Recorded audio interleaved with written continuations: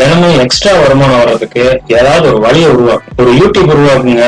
அதுல நீங்க உங்க கஸ்டமர்களோட ஜாலியா பேசி அதை ஒரு வீடியோவா பண்ணி அதை யூடியூப்ல அவங்க அனுமதியோட அப்லோட் பண்ணுங்க. அதன் மூலமும் உங்களுக்கு வருமானம் வர வாய்ப்பு இருக்குது. நீங்களே ஊரை சுத்தி காட்டுற ஒரு டூரிஸ்ட் கைடாவும் மாறி அதுலயும் ஒரு வருமானத்தை பாருங்க. நீங்க இருக்கிற ஊர்ல நல்ல நல்ல இடங்களை வீடியோவா எடுத்து அது ஒரு விளாக் வீடியோவா யூடியூப்ல அப்லோட் பண்ணுங்க.